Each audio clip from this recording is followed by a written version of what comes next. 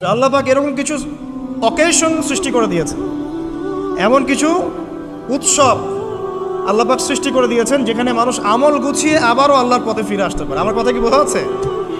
ঠিক এরকমই একটা উৎসব হচ্ছে, একটা অকেশন হচ্ছে আমলের উৎসব, সেটা হলো এই জিলহজ মাসের প্রথম 10 দিন। এই জিলহজ মাসের প্রথম 10 দিন সম্পর্কে আল্লাহ পাক সূরা ফজরের মধ্যে শপথ করেছেন, ওয়াল ফাজরি, ফজরের কসম, ওয়ালায়ালিন আশর, এবং এই 10 রাতের কসম। এই 10 রাত বলতে এখানে জিলহজ মাসের এই 10 দিন এবং 10 রাতকে বোঝানো হয়। এর ফজিলত সম্পর্কে নবী সাল্লাল্লাহু আলাইহি ওয়াসাল্লাম একটা হাদিসে বলছেন, সহিহ বুখারীর হাদিস, আনাস রাদিয়াল্লাহু আনহু ইবনে আব্বাস রাদিয়াল্লাহু আনহুমা থেকে বর্ণিত, নবী করিম সাল্লাল্লাহু আলাইহি ওয়াসাল্লাম বলেছেন যে মা মিন আইয়ামিন আমালু সালিহু ফীহিন্না আহাব্বু ইলাল্লাহ মিন হাযিহিল আইয়ামিল আশরা। আল্লাহ পাকের কাছে এই 10 দিন অর্থাৎ জিলহজ মাসের প্রথম 10 দিনের নেক আমল যত বেশি প্রিয়, আল্লাহর কাছে জিলহজ মাসের প্রথম 10 দিনের নেক আমল যত বেশি প্রিয়, অন্য কোনো আমল এত বেশি প্রিয় না। অন্য কোনো আমল, এটা বুঝতে গিয়ে সাহাবায়ে কেরাম প্রশ্ন করছেন, ক্বালু, তারা বলছেন, ইয়া রাসূলুল্লাহ, হে আল্লাহর রাসূল, বলুন সাল্লাল্লাহু আলাইহি ওয়াসাল্লাম, ওয়ালাল জিহাদু ফি সাবিলিল্লাহ, আল্লাহর পথের জিহাদও কি নয়? আমরা তো জানি ইসলামের সর্বোচ্চ চূড়া হচ্ছে আল্লাহর পথের জিহাদ। তো নবী সাল্লাল্লাহু আলাইহি ওয়াসাল্লাম বলছেন, ওয়ালাল জিহাদু ফি সাবিলিল্লাহ, আল্লাহর পথের জিহাদও নয়, আল্লাহর পথের জিহাদও নয়, ইল্লা, তবে ওই ব্যক্তির কথা ভিন্ন, রাজুলুন খারাজা বিনাফসিহি ওয়া মালিহি ফালাম ইয়ারজি' মিন যালিকা বিশাই, কোন একজন ব্যক্তি যে তার জান এবং তার মাল নিয়ে আল্লাহর পথে বেরিয়ে গেছে, তারপরে কোনো কিছু নিয়ে সে ফিরে আসতে পারে নাই, মানে সে শহীদ হয়ে গেছে, এই ব্যক্তির কথা ভিন্ন। কিন্তু অন্য যে কোনো দিনের আমলের চাইতে এই 10 দিনের নেক আমল আল্লাহর কাছে সবচেয়ে বেশি প্রিয়। তাহলে আমরা বুঝতে পারলাম, আমরা যে 10 দিনে এখন বসবাস করছি, জিলহজ মাসের আজকে কয় তারিখ? 1 তারিখ। এই যে আল্লাহ পাক নিয়ামতের সাথে আমাদেরকে বাঁচিয়ে রেখেছেন, এই 10 দিন আমল করার সুযোগ দিয়েছেন, এই কৃতজ্ঞতা স্বীকার করে আমরা কিন্তু শেষ করতে পারবো না। পারবো না। প্রশ্ন হচ্ছে যে এই 10টা দিন আমরা কিভাবে কাজে লাগাতে পারি। আমি সেদিকেই যাবো ইনশাল্লাহ। তার আগে এই দিনগুলো সম্পর্কে আর কয়েকটা ফজিলতের হাদিস শুনিয়ে দিচ্ছে। তিরমিজি, ইবনে মাজাহ, মিশকাতের 128 পৃষ্ঠা একটা হাদিস এসেছে, আবু হুরায়রা রাদিয়াল্লাহু আনহু থেকে বর্ণিত, নবী করিম সাল্লাল্লাহু আলাইহি ওয়াসাল্লাম বলেছেন যে দিনসমূহের মধ্যে এমন কোনো দিন নাই, আল্লাহর দিনগুলোর মধ্যে এমন কোনো দিন নাই যেদিন ইবাদত করা আল্লাহর কাছে জিলহজের 10 দিনের ইবাদতের চেয়ে বেশি প্রিয়। কথা বুঝতে পারছেন? এরপরে নবী সাল্লাল্লাহু আলাইহি ওয়াসাল্লাম বলছেন, ইয়া আদুলু সিয়ামু কুল্লি সিয়ামিন মিনহা বিসিয়ামি সানাতিন, এই 10 দিনের একটা সিয়াম বা একটা রোজা 1 বছর রোজা রাখার সমান। এই 10 দিনের একটা রোজা 1 বছর রোজা রাখার সমান। ওয়া কিয়ামু কুল্লি লাইলাতিন ফিহা বিকিয়ামি লাইলাতিল কদর, এবং এই 10 রাতের এক রাতের কিয়াম লাইলাতুল কদরের কিয়ামের সমান। আর আমরা জানি লাইলাতুল কদর সম্পর্কে আল্লাহ পাক কি বলেছেন, লাইলাতুল কদরি খায়রুম মিন আলফি শাহর, 1000 মাসের ইবাদতের চেয়ে উত্তম। তাহলে আমরা বুঝতে পারছি যে এই 10 দিন 10 রাত কি আমল করতে হবে, এই হাদিসটা বলে দিচ্ছে, সিয়াম এবং কিয়াম। 10টা সিয়াম না পড়েন, অ্যাটলিস্ট 3টা সিয়াম পড়া যাবে ইনশাআল্লাহ। পড়া যাবে না? একটা সোমবার পাবো সামনে আমরা, ওটা রাখা যাবে ইনশাআল্লাহ। একটা বৃহস্পতিবার পাবেন, সেটাও রাখা যাবে ইনশাআল্লাহ।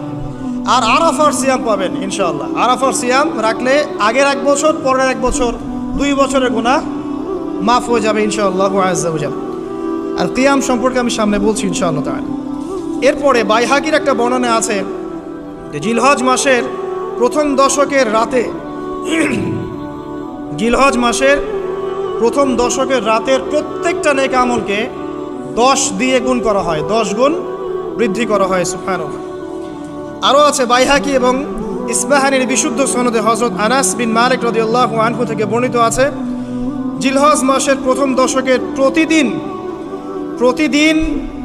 1000 দিনের সমান, মানে প্রতিদিনের আমল 1000 দিন আমলের সমান, এবং আরাফার দিনের মর্যাদা 10,000 দিনের সমান। আরাফার দিন যে ব্যক্তি ইবাদত করবে ইনশাআল্লাহ তাআলা সে 10,000 দিন ইবাদতের নেকি পাবে ইনশাআল্লাহ আযজা ওয়া জাল্লা। তো প্রথম কি করতে হবে সেটা এই হাদিস থেকে বলতে যাচ্ছে। হাদিসটা কি? উম্মে সালামা রাদিয়াল্লাহু আনহা থেকে বর্ণিত, নবী সাল্লাল্লাহু আলাইহি ওয়াসাল্লাম বলছেন যে জিলহজ মাসের চাঁদ যে ব্যক্তি দেখবে সে যেন তার নখ এবং তার চুল এগুলো যেন আর না কাটে। চাঁদ দেখে ফেলেছেন, কুরবানি করা পর্যন্ত এখন চুল আর নখ যেন সে না কাটে। যদি না কাটেন তাহলে কি হবে? আপনি একটা পূর্ণাঙ্গ কোরবানির নেকি পাবেন ইনশাআল্লাহ। আর একটা কোরবানির নেকি কি জানেন? কোরবানির পশুর গায়ে যতগুলো লোমকূপ আছে ততগুলো নেকি আপনার আমলনামায় যুক্ত হবে ইনশাআল্লাহ আযজা ওয়া জাল্লা। এগুলো হাদিস। এখন আমরা প্র্যাকটিক্যাল কিছু কথায় আসি যে কিভাবে আমরা এই 10টা দিনকে কাজে লাগাতে পারি। আমি সবার আগে দোয়া করছি আল্লাহ পাক যেন আমাকে সবার আগে এর উপর আমল করা তৌফিক দান করেন, আমার পরিবারকে তৌফিক দান করেন এবং অতঃপর আপনাদের সবাইকে যেন আল্লাহ পাক এই তৌফিক দান করেন, আমিন। 1 নাম্বার, যদিও কাজটা খুব ডিফিকাল্ট এবং এই যুগে এই জেনারেশনের জন্য কাজটা অনেক বেশি ডিফিকাল্ট, অলমোস্ট ইম্পসিবলের মতো, সেটা হচ্ছে এশার নামাজের পরপর ঘুমিয়ে যাওয়া, তাই না ভাই?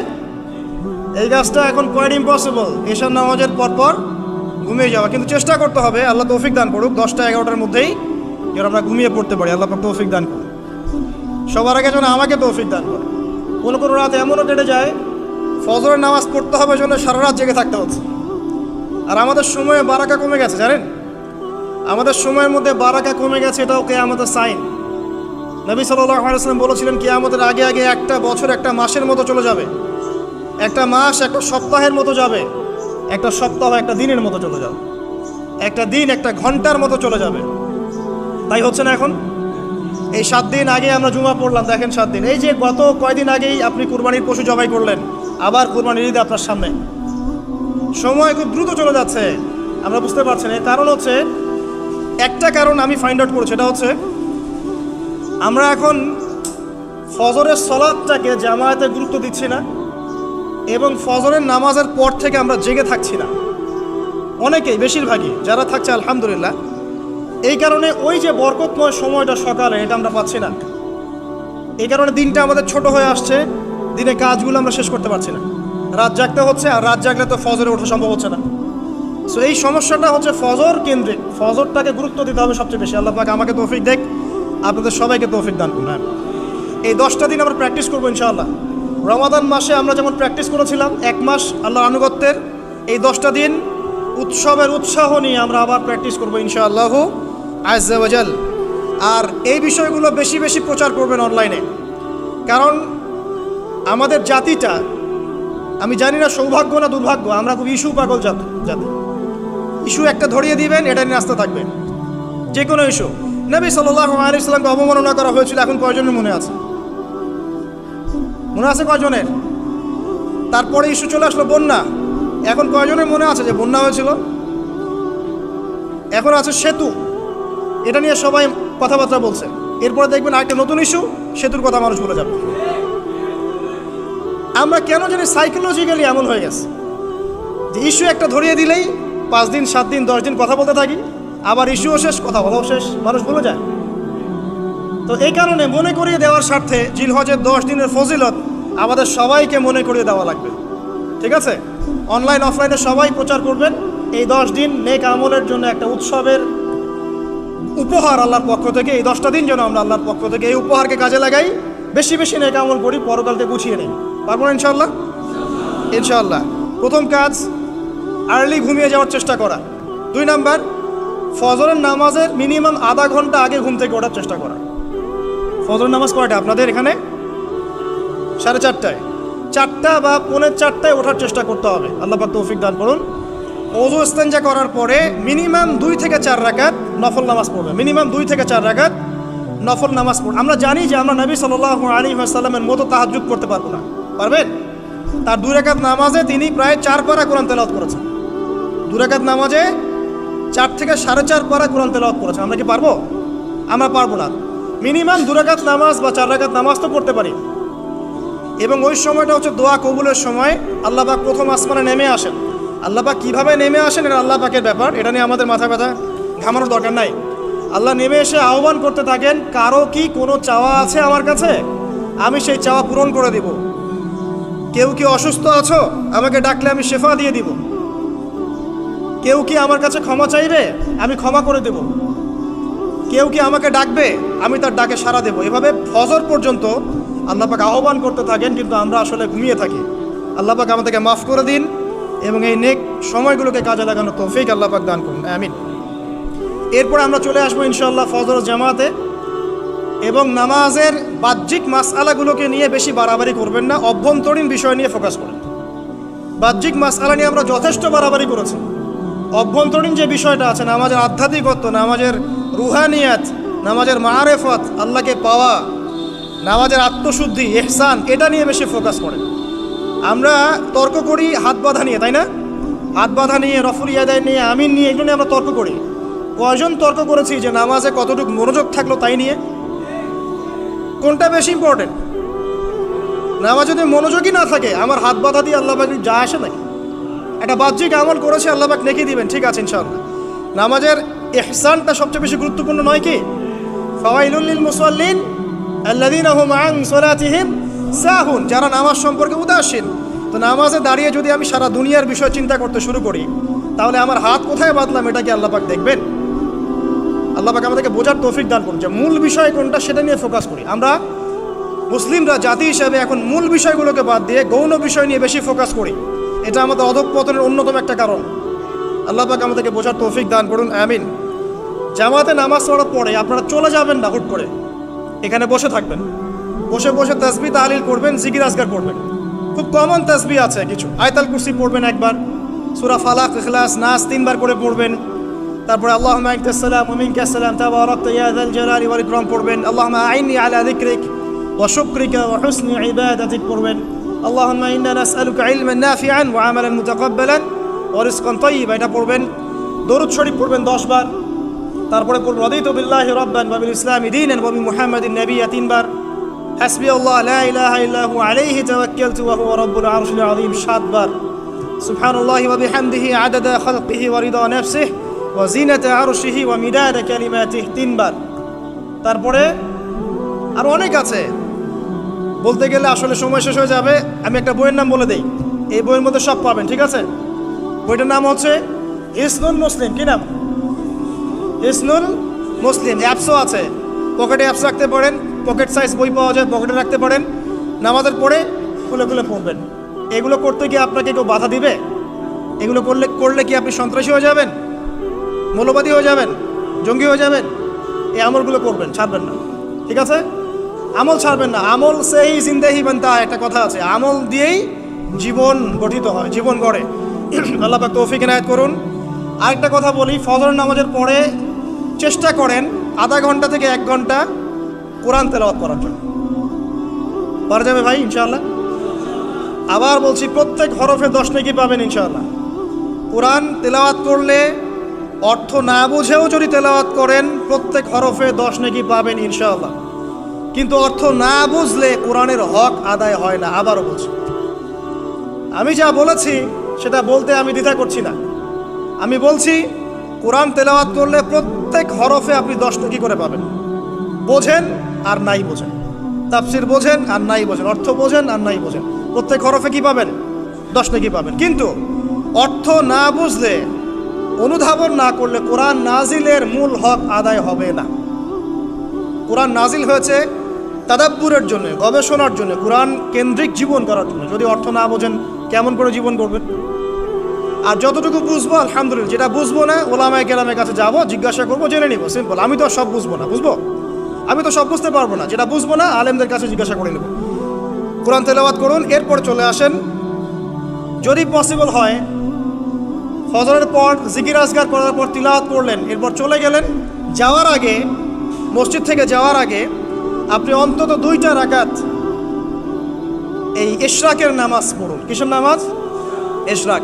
নবীজি বলেছেন, কেউ যদি ফজরের নামাজ জামাতে পড়ে, তারপরে সালাম ফিরানোর পর ওই জায়গাতেই বসে থাকে, এবং জিকির আজগার করতে থাকে, সুবহানাল্লাহ 100 বার পড়লো, আস্তাগফিরুল্লাহ 100 বার পড়লো, ঠিক আছে, লা ইলাহা ইল্লাল্লাহ ওয়াহদাহু লা শারীকা লাহ লাহুল মুলক ওয়া লাহুল হামদ ওয়া হুয়া আলা কুল্লি শাইইন কাদির, এগুলো পড়লো।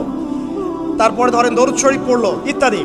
জিকির আজগার শেষ করে সূর্য উঠে যাওয়ার পরে সে যদি 2 রাকাত নামাজ পড়ে, মাত্র 2 রাকাত, সে ফিরে যাবে একটা কবুল হজ, একটা কবুল ওমরার নেকি নিয়ে ফিরবে ইনশাআল্লাহ। আরেকটা নামাজ আছে, যদি পসিবল হয় পড়তে পারেন, 8টা থেকে 10টার মধ্যে পড়ে ফেললে ভালো, এরপরে সূর্য উঠে যায়, সূর্য গরম হয়ে যায়। সেটা হলো আপনার এই চাশতের নামাজ, যেটাকে আমরা বলি সলাতুদ দুহা, চাশতের নামাজ। আমরা অনেকে রিজিকের সমস্যায় ভুগি না, দারিদ্রতা, রিজিকের সমস্যা, আমাদের অভাব, এই সমস্যা আছে না? চাশতের নামাজ যে ব্যক্তি নিয়মিত পড়বে তাকে 2টা ফজিলত দেওয়া হয়। কয়টা ফজিলত? চাশতের নামাজ যে ব্যক্তি নিয়মিত পড়ে তার 2টা স্পেশাল ফজিলত। এক, তাকে দ্বীনের জ্ঞান দেওয়া হবে, ইলম মুখস্থ ক্ষমতা দেওয়া হবে, আপনি হিফজ ক্ষমতা বেড়ে যাবে, কোরআন সুন্নাহ মুখস্থ রাখতে পারবেন ভালো ইনশাআল্লাহ, আল্লাহর পক্ষ থেকে বুঝ দেওয়া হবে। আরেকটা হচ্ছে আপনার দারিদ্রতা আল্লাহ পাক দূর করে দেবেন। এগুলো পরীক্ষিত আমল ভাই, এগুলো কোনো গাল গল্প বলছি না, এগুলো পরীক্ষিত। আরেকটা আছে, সূরা ওয়াকিয়া রাতে তেলাওয়াত করেন, সূরা ইযা ওয়াকাআতিল ওয়াকিয়া লাইসা লিওয়াকাআতিহা কাযিবা, এই সূরাটা আপনি তেলাওয়াত করেন, দেখবেন দারিদ্রতা চলে যাবে ইনশাআল্লাহু আযজা ওয়া জাল, চলে যাবে ইনশাআল্লাহ। এবার আসুন কোরআন তেলাওয়াত নিয়ে 2টা কথা বলে দেই। কিছু কিছু সূরার কিছু কিছু অংশ মুখস্থ করে ফেলার চেষ্টা করেন, প্রত্যেক দিন এই অংশটুকু আপনি নিজে তেলাওয়াত করবেন।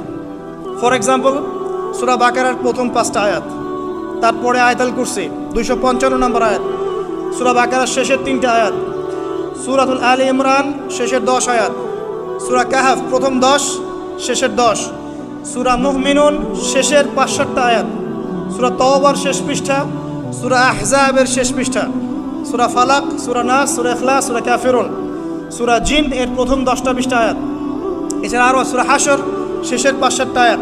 এগুলো মুখস্থ করে ফেলেন, প্রতিদিন এগুলো আপনি চর্চা করবেন, পারবেন ইনশাআল্লাহ। প্রত্যেক দিন যদি কোরআন তেলাওয়াত করেন একটা নেকি আছে, একটা ফজিলত স্পেশাল, সেটা হলো কোরআন কিয়ামতের মাঠে আপনার পক্ষে সুপারিশ করবে। আর কোরআন যার পক্ষে সুপারিশ করবে ইনশাআল্লাহ তাআলা সে জান্নাতে চলে যাবেই ইনশাআল্লাহ। আর কোরআন যার বিপক্ষে সুপারিশ করবে তার কি জান্নাতে যাওয়ার কোনো সুযোগ আছে ভাই? আল্লাহ বোঝার তৌফিক দেখ, আমিন।